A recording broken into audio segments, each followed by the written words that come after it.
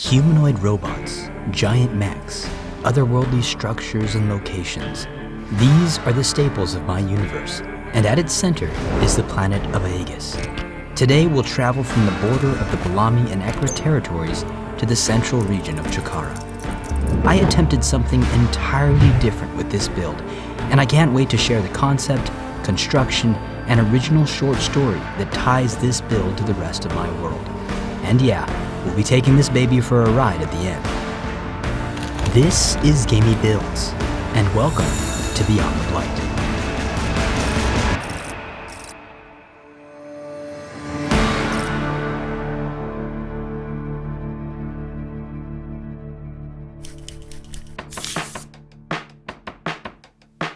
Ideas can come from anywhere, and often they strike when I least expect it, like while scrolling mindlessly through social media. I'm by no means a cars and trucks guy, but when I stumbled across this channel a few months ago, I was instantly enamored with the idea of driving my own hyper-realistic RC truck. But it wasn't until crossing paths with this RC Land Rover on AliExpress that it occurred to me I could customize one of these things for Beyond the Blight. So without hesitation, I clicked the checkout button, and a week later, I was holding in my hands something from an organ donor.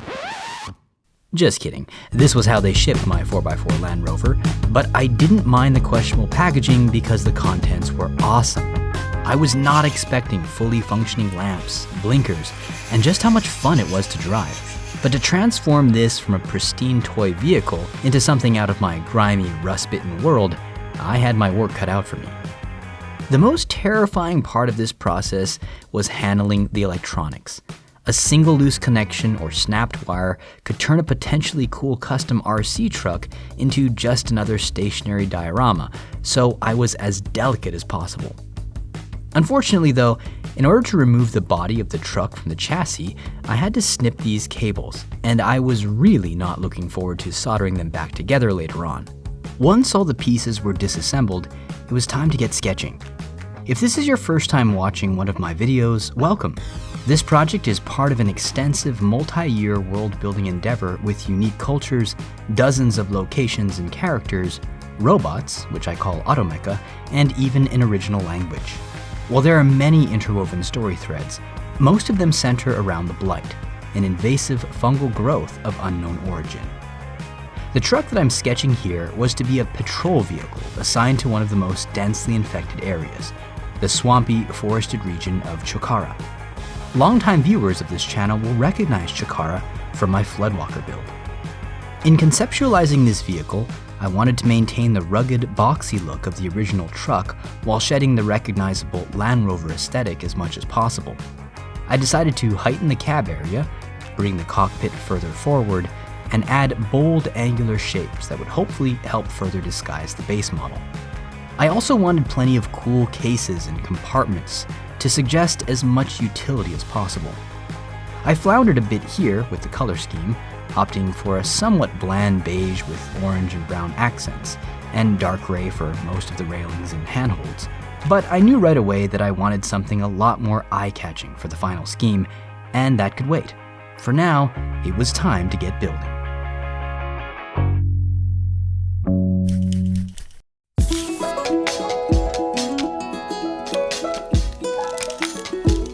Polystyrene is a rigid plastic that is a staple for model makers. I purchased a 12 by 12 inch pack in varying thicknesses for this project and used about half of the total material.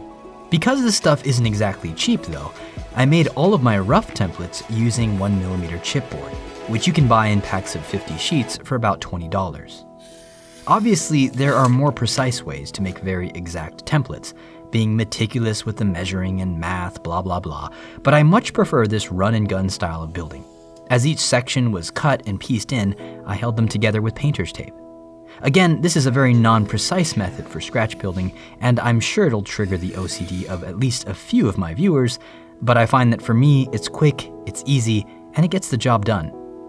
Once I was happy with the template, I transferred the shapes to styrene, opting for an 080 or 2mm thick panel here so that it would rest flush with the window section of the original model. The nice thing about styrene is that it only needs to be scored or lightly cut with a sharp knife. The material can then be bent along that cut, where it'll snap cleanly apart. Interior cuts can be a bit trickier to snap and remove, but by cutting diagonal lines to the corners, it's possible to punch the pieces out very carefully. As I went, I also scanned the pieces in, which would give me a very accurate outline, something necessary for the next step of the build. Then it was simply a matter of gluing the styrene into place, and thankfully, my supervisor was on hand to oversee it all before taking a tuna break. Where are you going? Although cutting this 080 styrene was a lot tougher than a thinner variety would have been, I'm glad I used it, because it gave the frame a solid, rigid feel, and made me confident that there would be no buckling or warping in the finished build. To fill in these holes and indentations, I used epoxy sculpt, which could be easily sanded down after drying in a few hours. Then came the front panels, first using these braces to ensure the proper angle and a strong connection. After getting the sides on, I added strips of 080 styrene to a few places to increase the rigidity. Then, after getting rid of the extruding hood here, I added the front face.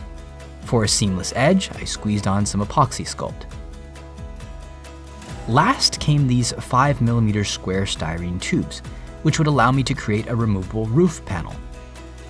After taping the roof in place, I flipped the whole thing upside down to add yet more styrene tubes to the panel itself, so that everything would fit snugly in place.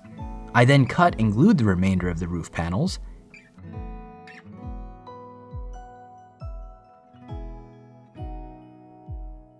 I filled the gaps with modeling paste and then sanded everything down with a sanding block to really help tie it all together. You may have noticed that this video took me longer than usual to publish, and that's because the day after releasing my last build video, I moved.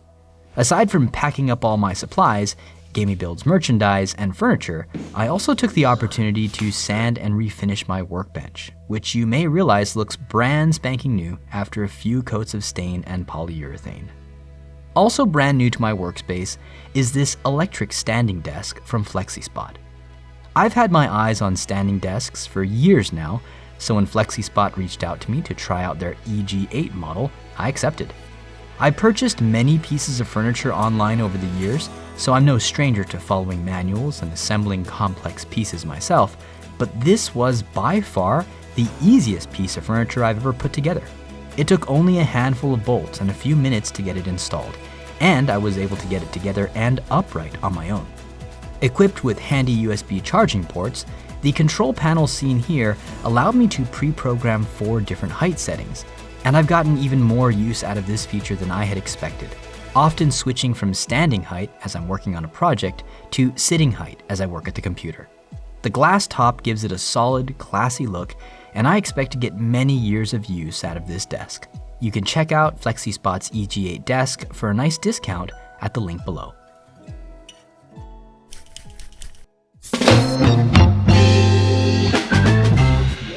Now, you may be wondering why I made the roof panel removable. Well, I really wanted to install a camera inside the cockpit. I've had this action camera from SJ Cam for years now, and wondered if it might be possible to get it to fit. After some sample footage to test the lighting and field of view, I was delighted to find that it would work. After placing the camera in a harness attached to a swiveling 1/4 inch mount, and doing my darndest to get that eye centered, I marked a hole in the roof and drilled. When going into hard plastic, I always find it most precise to start with the tip of an X-Acto blade, and then widen the hole with drill bits. After adding just a bit more thickness for stability, I attached the 1/4 inch screw bit and did another camera test.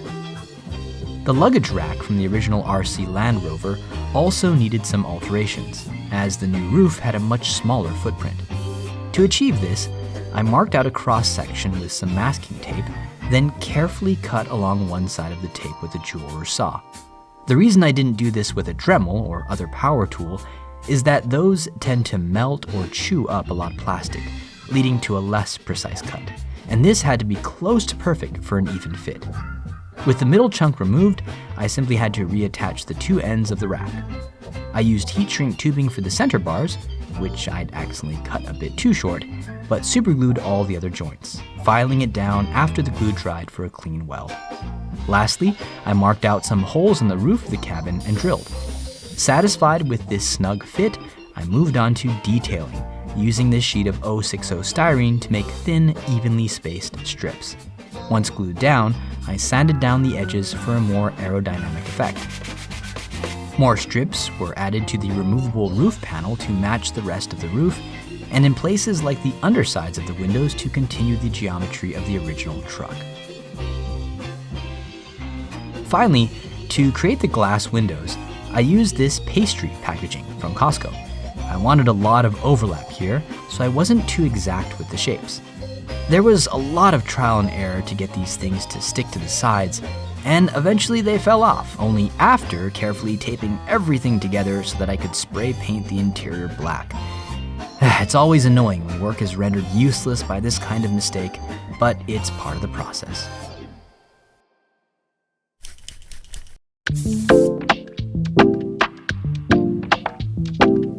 I next used the scans of the side panels I'd done earlier to quickly and easily design these side details, which would be cut from 1mm chipboard. One of the toughest parts of 2D design for me is thinking in terms of layers, planning ahead so that each layer stacks properly onto the next.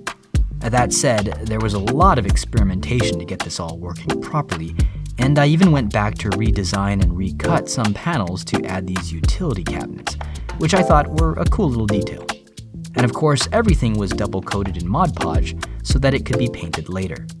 The ornamental panels could then be glued on, and everything was set aside for priming and painting later. It was around this time that I also received these 1/10th scale action figure accessories, which I'd intended to stick on the luggage rack and sides of the truck. Unfortunately though, many of these items went unused, as the scale didn't quite match after I had shrunk everything in my concept art by scaling down the cockpit and the doors. Does this mean I get to build another one of these RC cars in the future to use some of these unused parts? Well, let me know if you'd like to see that in the comments, and if so, what kind of vehicle? In the end, I kit bashed some of my own tools and accessories, using odds and ends from Gundam parts and tank kits. Some of those bits were also used to detail the front of the truck, which I thought added a lot to the look. A peg for the spare tire was also added to the roof, with some extra bits from a Star Wars model. Then came some more detailing to the base frame, like the styrene bits here below the cockpit doors and these side skirts. During the building phase of this project, I also chanced upon this bulldozer RC at my local thrift store. The side step ladders and guardrails were just the right shape and scale for my build. To attach the rails, I drilled holes into the sides of my truck, inserted, and glued from the inside. The 3D design which followed was actually pretty straightforward. I needed handholds, railings, and gratings, which were all created in exactly the same way. I extruded some vertices, turned the objects into curves, then, within the curve properties, added depth to the round bevel. This was repeated for the side mirrors, the front grille, and the side railings. Custom wheel rims were also modeled in Blender. These were printed and glued directly onto the original rims, and helped to further disguise the original design. With everything built, I primed with dark brown spray paint, which would give me a rusty undercoat during the painting and weathering stage. And with all that done, it's time to move on to the detail painting and the short story.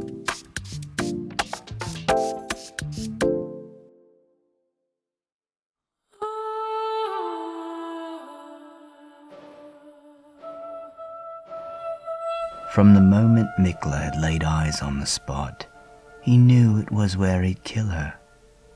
You didn't just happen across a place like that at random. Not that perfect and, well, beautiful. Tucked away from the prying eyes of orbital stations by a canopy so thick that sunlight could barely eke through, and trees so dense that tracking signals couldn't penetrate. Not that signals would make much sense of the place anyway, not with all the interference it threw out. A perfect, peaceful little blind spot on the radar. Mikla didn't think anyone would really come looking for them, but he wanted it to be a clean break. Goodbye, world. The final chapter of their lives closed and forgotten.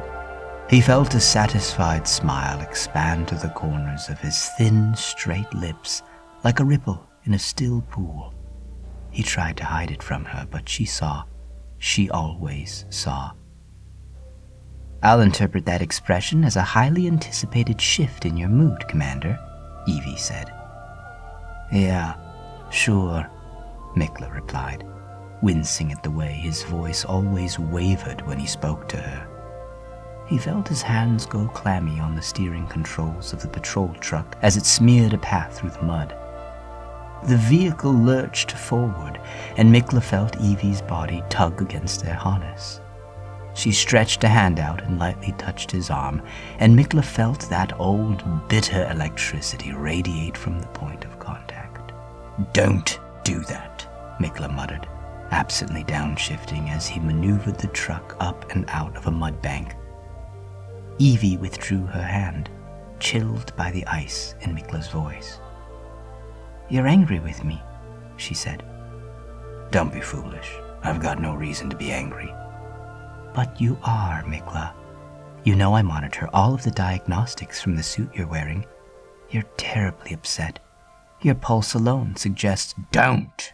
Mikla warned, slamming a fist into the dashboard console. A tiny crack spiderwebbed across the display. "Please, stay calm, Commander. Your heart is not what it used to be." And that shut him up.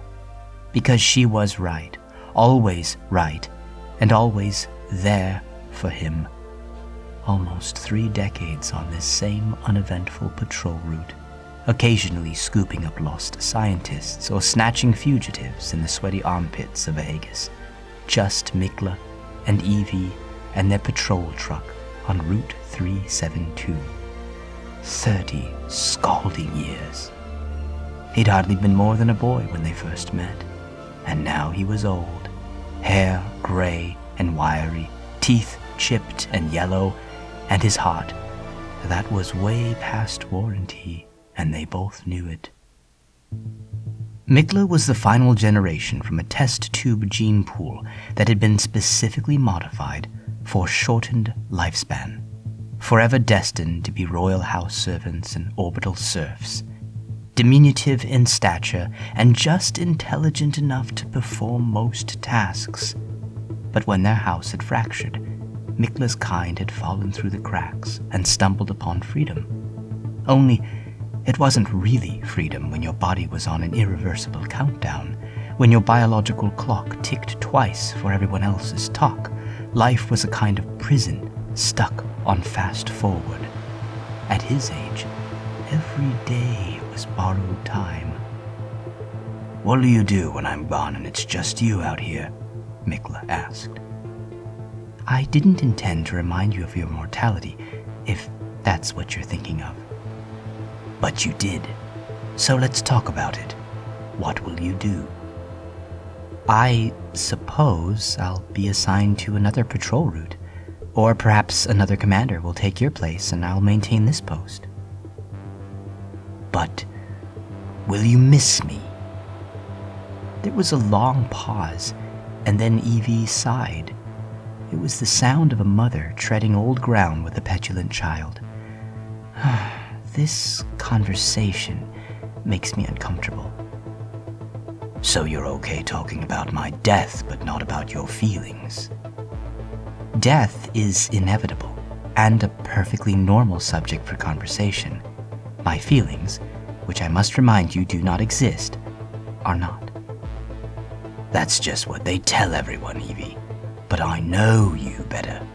I've seen you react and emote to things. If they designed you with tear ducts, you might have even cried a time or two." "I think, Commander, you are describing the phenomenon of empathic projection. You are imagining me to share the feelings you yourself possess, when in fact, I have none." Mikla gripped the steering controls harder. aware that the automecha at his side would be privy to every biometric consequence of his anger and frustration. But he didn't care, not this close to the end. He nudged the controls to the patrol truck and began veering off course. The dashboard console whined in protest, and he killed the audio. "We've deviated from the route, Commander," Evie warned softly. "I know. I wanted to show you something." Our grave, that's what, Mikla thought. And for a moment he almost worried that Evie might pick up on his thoughts, that she might peer into his mind as easily as she read his biometrics or the topographic swamp charts that she kept neatly folded in the cockpit compartments. Mikla had few earthly possessions. Much of what he owned, in fact, was lashed to the roof above them or stuffed in the cargo hold. Evie owned even less. Just her charging station and a tiny collapsible workstation she used for self-diagnostics. That made all of this even more poetic, he thought, that they should dissolve with all of their belongings, gone without a trace. 5 years. It had taken him 5 years to muster up the courage to tell her how he felt. He didn't care that she wasn't flesh and blood. He himself had been grown, not born, so they had that in common. That they could never produce children was of no concern to Mikla, who had no interest in passing on his genetic defects. But that she would so plainly refuse him stung. That she would lie and say she had no feelings or emotions, felt no connection between them, was to deny all the evidence he'd seen with his own eyes during their 30 years together. And so, with little time left on his ticking biological clock, Mikla was going out on his own terms, and he was taking his beloved automecha assistant with him. He didn't think there would be much pain. Evie certainly wouldn't feel anything. But even if there was some pain, Mikla thought he could handle it. Besides the few times Evie had touched him, life had been so utterly devoid of physical sensation that he thought maybe he could do with a little pain. Maybe he'd like to go out with a bang. "Commander, Mikla, something is causing our sensors to malfunction. We should head back." "Yes, Evie, I'm aware. But first, let me show you the thing." Through the windscreen of the patrol truck, a new visage loomed into focus before them, 1,000 varieties of presently unknown fungi. Crawling, creeping, reaching, stretching for new Earth. Some were gnarled and knotty, hardly any different from the inert rocks around them, while others were gossamer threads, appearing so delicate that they might break in a stiff breeze. Mikla brought their patrol truck to a halt and flung his door open. "Commander, your helmet!" Evie wailed as Mikla climbed out of the cockpit, his face and neck unprotected. "It's of no concern now, Evie. Come, join me." She didn't have to, and she shouldn't have. It no doubt went against her protocol to follow any of his commands at this point, but she did listen. Cautiously, Evie climbed out of the patrol truck and joined him as they stared up at the towering Blight colony. And then, just as Mikla had hoped, the outer cilia began to sway and waver as if being carried by an underwater current, and small puffs of yellow dust-like particles filled the air. They stung his nostrils. That was new. Mikla gripped Evie's hand. She did not pull away as he led them closer to the spore cloud. And that's when their world exploded. The air was suddenly fire, the eruption so great that they were launched backwards off their feet. Screaming through the atmosphere above them, massive chunks of a hijacked orbital station rained down and pummeled the Earth, crashing directly into the colony.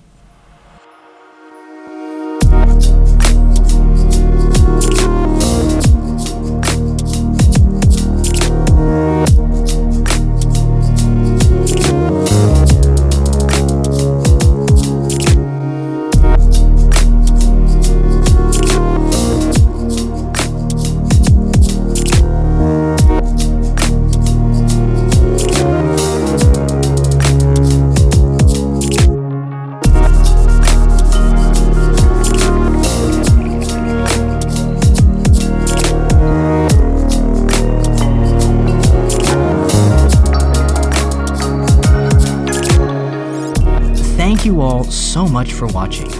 This build was a special challenge for me, and being able to actually drive around a finished product outside has been a blast. Although it might not be quite as cool as the full motion simulators which inspired it, I'm happy with the results and would love to hear your input on whether or not I should revisit the RC world in a future build. For those of you eagerly awaiting news on my upcoming Beyond the Blight novel, it's nearing completion, but I'm taking my time getting it just right. Until next time, this is Gamey Builds, over and out.